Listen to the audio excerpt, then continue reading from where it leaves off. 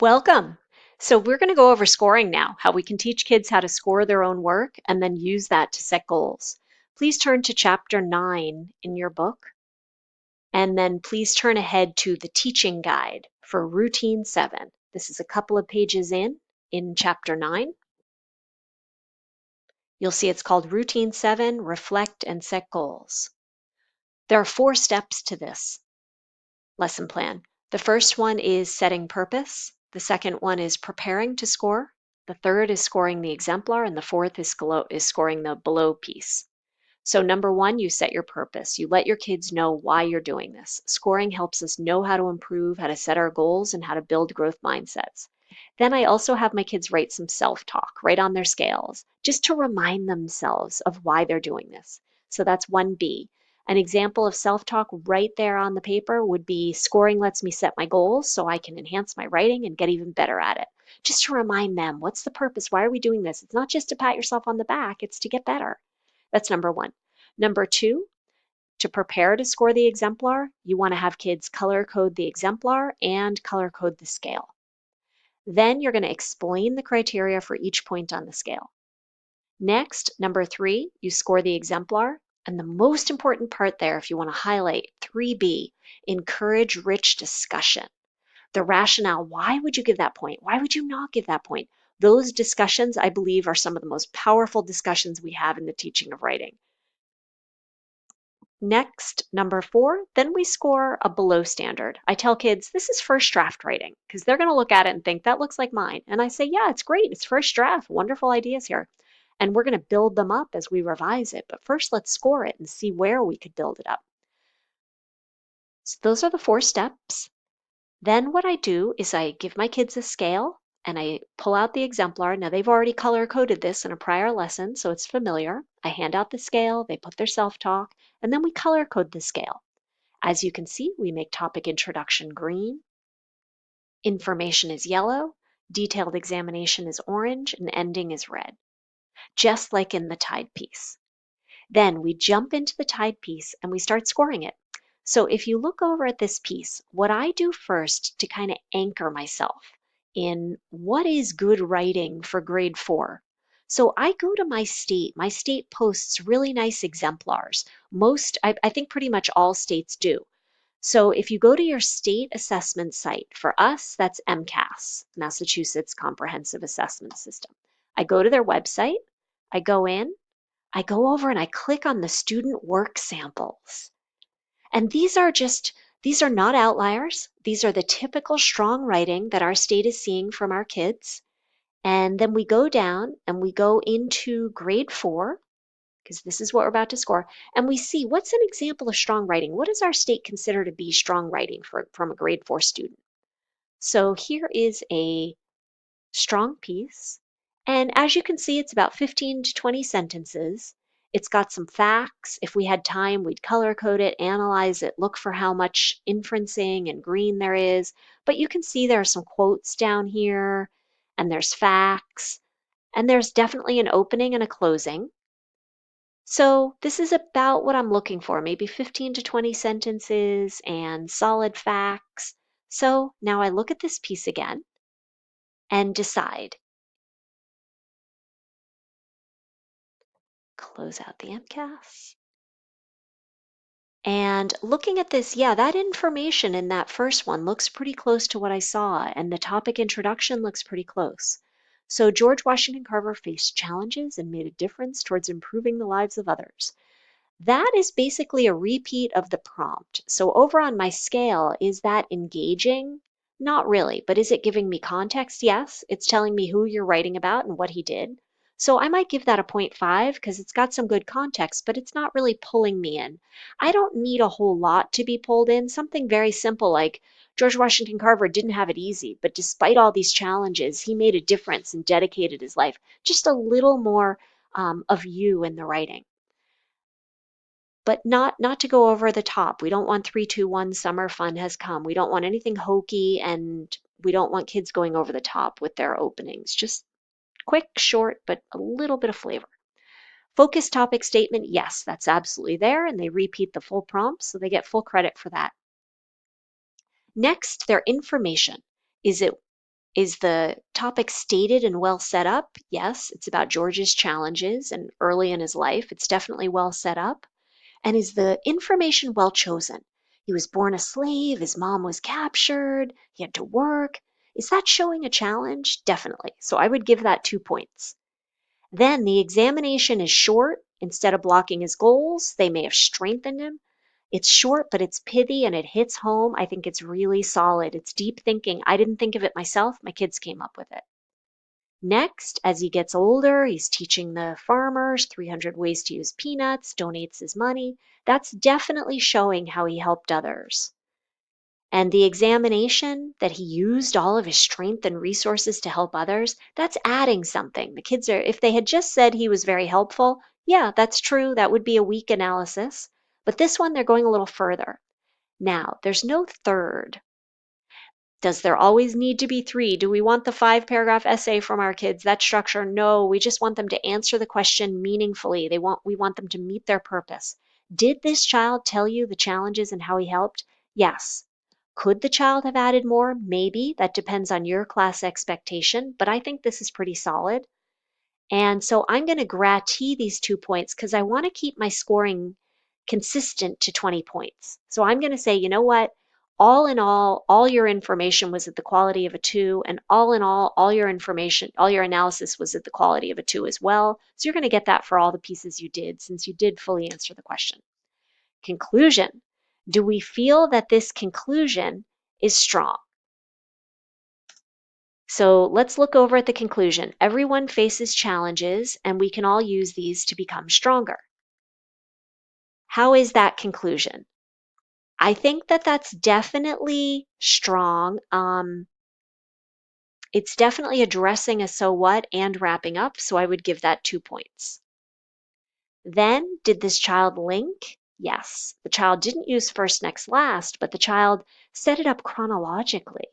An early challenge when he was older, and they're talking about challenges and being helpful, which is making a difference to improve the lives.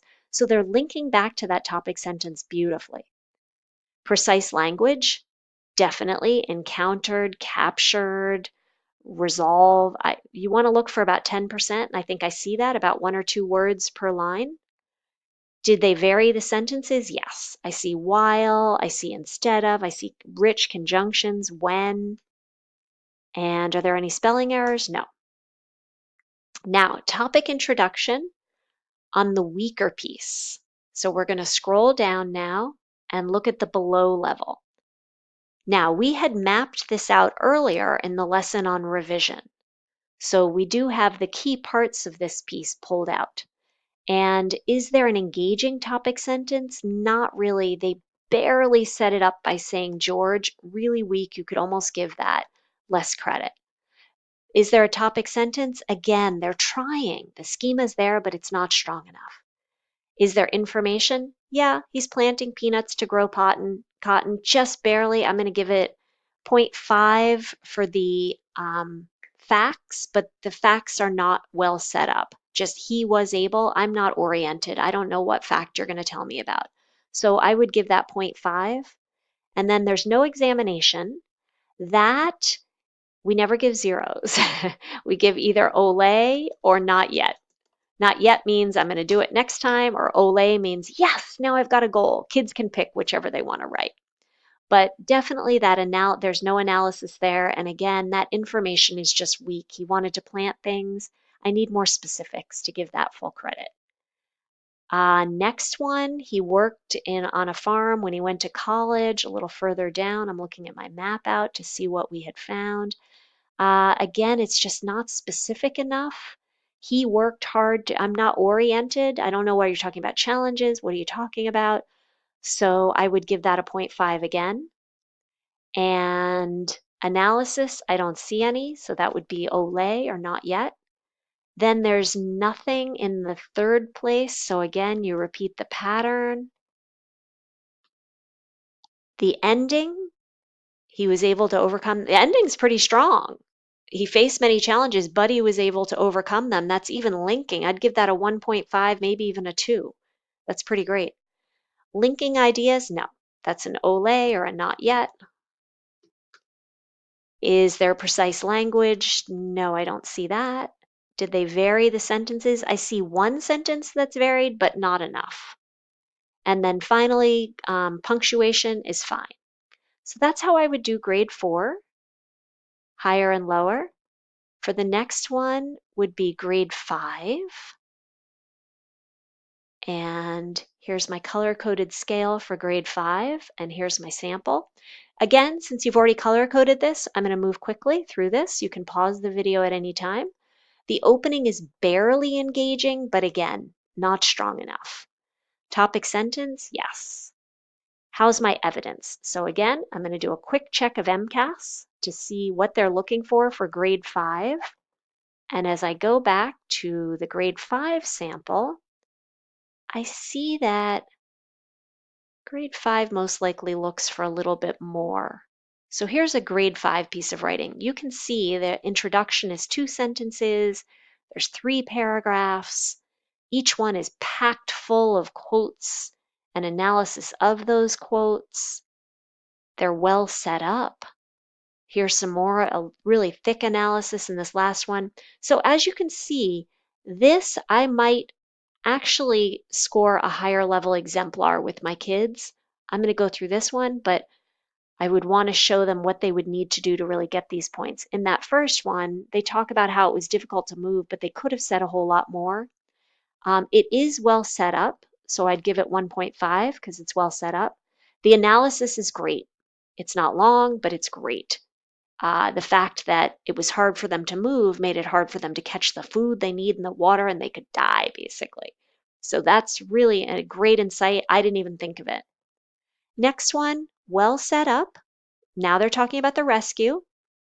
They scratched, bit, and attacked the people. I'd want a little more. It's well set up, but not enough. The insight is amazing. The fact that not only was the oil frightening them, but this is making the efforts to rescue them even harder. That's great. The next one has a little bit more evidence, but I'd still want to see more to get it up to the level that our state is looking for, to be equivalent to that. But the final, people didn't give up because they care, that's a great analysis. The ending definitely reaches towards the so what, but I'm only going to give it a 1.5 because they're just repeating their last analysis. Okay, links, it's definitely linking. As you can see, they talk about the effects and then the rescue effort. Here they talk about the effects, and here's the rescue effort. That's nice linking. Precise language, yes. Threatened, ability to catch, frightened, wobble and roll. They've definitely found some really nice vocabulary. If they copy a whole quote, I don't count that. But if they pull words like wobble and roll and use them correctly, I do count that. That's great. Definitely lots of conjunctions if you look closely, and the Common Core or whatever your conventions, that's strong too. Finally, the lower level. By this age, we color code when we look at the below rather than mapping out because it's just got too messy to map it out. We have an opening, it's not engaging, and the thesis is only partial. Again, you can pause, look closely, but you'll see that they didn't really talk about the rescue efforts. Then the information. It's not well set up because it's not linking back to the prompt, so I wouldn't give that. And then even though there's a lot of facts, they're kind of discombobulated, and I don't see if they're really talking about the effects. They're talking more of what the environment looked like. Then there's the examination that this must have made them sad. That's 5 at best, but I'm not even sure I would really give that. The next one, they have very weak evidence, very poorly set up, and there's no analysis for that. So down here, I would go in the middle, and I always score down to give them something to reach for. The ending, very weak. No so what. Links, they are not linking well at all. That's an Olay. Precise language, not really. You could give a 0.5, but I always like to give them something to reach towards. Varied sentences, no. Common Core, yeah, they did have, their conventions were good. What core is asking for. Okay, so this is how you would score grade 4 and grade 5. Feel free to pause the video and go back, and you can look and see exactly why each point was given.